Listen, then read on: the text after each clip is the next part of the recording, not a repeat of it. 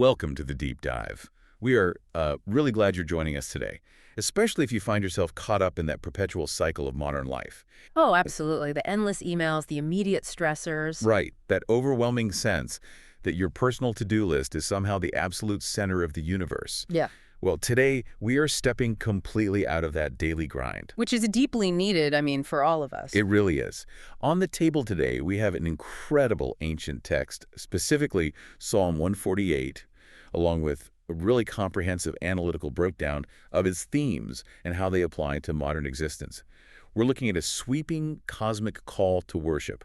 And just to set expectations right up front, we're going to concisely summarize this ancient text and pull out its modern applications of a brisk, focused discussion that takes under 9 minutes. A very focused 9 minutes. Exactly. Our mission today is to explore how this vast perspective can actively strengthen your trust and your relationship with God today. And it is a radical shift in perspective. If we look at the default setting for most of us in the modern world, it's highly inward-facing. Yeah, we definitely get tunnel vision. We do. We tend to center our entire existence around our immediate environment and our personal concerns. But this text is designed to do the exact opposite. It forces a widening of the lens. It's designed to show you that you are part of a much larger story. Which naturally reduces that self-absorption. Precisely. Gaining that broader perspective is actually one of the most effective ways to find a grounding sense of peace. Okay, let's unpack this. The structure of the text itself facilitates that widening of the lens.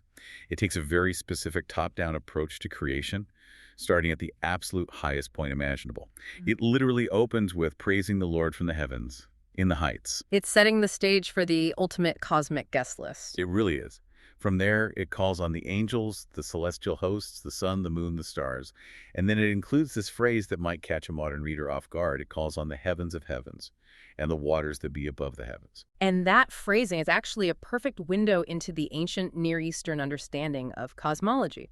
To the ancient mind, the universe was highly structured physically. Like a literal architecture. Right. They envisioned a firmament, a massive, solid dome that separated the earthly realm from the cosmic realm.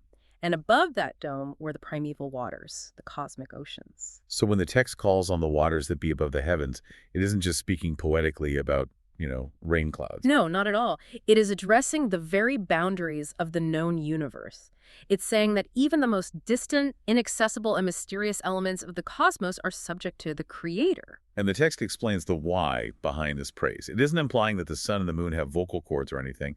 It states, and I love this, for he commanded and they were created. He hath also established them forever and ever. The implication is that they praise simply by existing. Yes. Their very presence, functioning exactly as they were designed to function, is the act of worship. They were established by a decree that shall not pass. Creation itself reflects obedience. So the sun rising, the stars following their celestial path. They're operating flawlessly under the authority that commanded them into being. It is a profound display of divine order. Which is a huge contrast to how neighboring cultures viewed things back then, right? Oh, completely. Many ancient cultures worship the sun, the moon, and the stars as independent deities with their own erratic wills. But this text radically subverts that idea. It strips the celestial bodies of their independent divine status. They aren't gods. They are creations participating in a universal chorus. It's fascinating because after mapping out the extreme heights of the cosmos, the text's gaze drops abruptly down to the earth. And it doesn't just look at safe pastoral elements of the landscape. It calls out to ye dragons, which the analytical notes clarify as great sea creatures or sea monsters, and all deeps. Reaching right into the most terrifying unknown depths of the ocean. Exactly. Then it moves to the volatile forces of nature. Fire, hail, snow, vapor. And, well, here's where it gets really interesting. It culminates with the phrase, stormy wind fulfilling his word. That specific phrase is perhaps the crux of the entire passage regarding how we perceive our environment. Think about the historical context for a second. Ancient agrarian societies were entirely at the mercy of the weather. Right. A severe storm wasn't just an inconvenience. It was an existential threat. A drought or a season of hail could mean starvation. The natural human inclination is to view a destructive storm as pure chaos, as nature completely out of control. But there's a massive tension there. It's easy to say a storm has divine order when you're reading a beautiful poem in a comfortable, climate-controlled room. It is incredibly difficult to believe that when the storm is actually tearing through your life. So how does ancient wisdom bridge the gap between the destructive reality of a storm and this concept of benevolent divine order? It bridges the gap by reframing the ultimate authority over the chaos. The text isn't claiming that the stormy wind is gentle or that it isn't dangerous.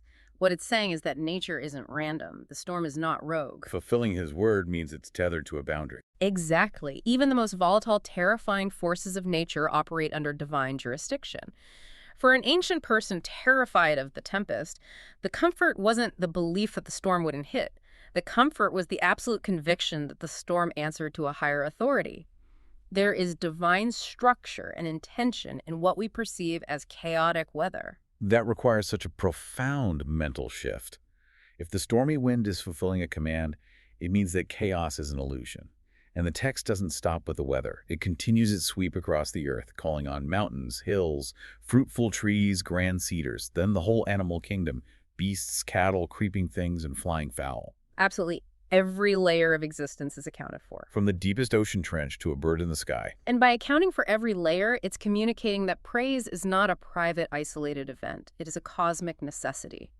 Everything that exists has a fundamental reason to acknowledge its creator. The entire universe is depicted as a symphony where every single element plays a necessary note. It's striking, then, that humanity is the absolute last group invited to this cosmic event. After the stars, the sea monsters, the weather, the animals, the text finally brings human beings into the picture, and the guest list it provides is incredibly intentional. It really is. It invites the kings of the earth, all people, princes, and all judges of the earth. But then it pairs them directly with young men, maidens, old men, and children. That pairing is revolutionary when you consider the social structures of the ancient world. Ancient societies were rigidly hierarchical. Kings and judges held absolute power. And children and unmarried women, the maidens, held virtually none. Right, they had virtually no legal or social status. Yet in this cosmic chorus, they are placed shoulder to shoulder. True worship, as presented here, levels all hierarchy. No social rank, age, or gender is excluded. It functions as the ultimate equalizer. When the text says, "His glory is above the earth and heaven," it renders human power dynamics entirely irrelevant. If you're standing in front of a glory that transcends the entire physical universe, the difference between a king and a child vanishes. They are both finite beings looking up at the infinite. In the face of ultimate authority, human status dissolves completely. So what does this all mean for you? If human hierarchy dissolves in this context, where does our sense of worth actually come from? It comes from relationship. The text makes a powerful, intimate pivot at the end. After describing a God whose authority commands the galaxies and the deepest oceans, it says, "He also exalteth the horn of his people."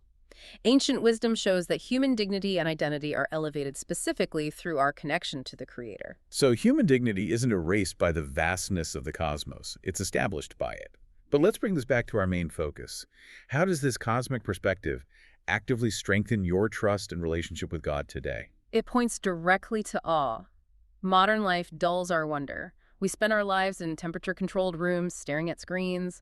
We can predict the weather on our phones. We've completely insulated ourselves from the raw forces of nature. We have. By domesticating our environment, we've lost our sense of awe. But if you trust a God whose authority is so vast that the stars and the stormy winds operate under his command, you can trust him with the details of your life. Because awe fuels humility. Yes. Witnessing God's absolute order in the universe builds unbreakable trust. When you internalize the scale of what's being described, it puts your personal anxieties into a stark new context. You realize you don't have to hold your universe together because he is already holding the actual universe together. If the stormy wind is fulfilling his word, then the storms in your own life, the unexpected job loss, the health crisis, are not operating outside of his sovereignty either. That's the crucial application. The posture changes from fear to trust. You stop trying to manage every variable and start resting in the divine order. And this naturally bleeds into actionable wisdom for how we interact with the physical world around us. If nature participates in this cosmic praise, caring for the environment becomes a deeply meaningful act. It elevates environmental stewardship to a sacred duty. Destroying or exploiting creation carelessly is akin to silencing a choir. Respecting creation extends your responsibility beyond mere convenience. You're tending to the cosmic temple. Yeah. But the sources also press this concept into our personal sense of purpose. We noted earlier that a star praises simply by shining. So if all creation praises God through its design, what does that mean for a human being?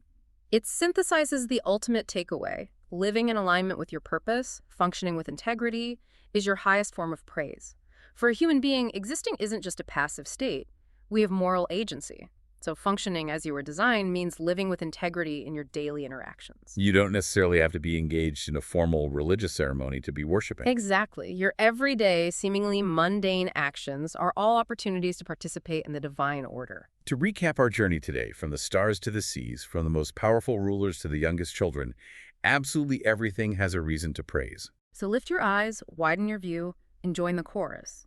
Because status doesn't matter here, and awe is waiting to be reclaimed.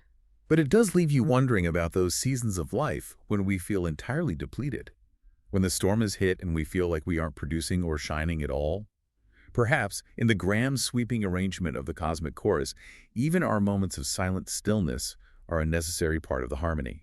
Which brings us to our final question for you today. How will you apply this information in your life?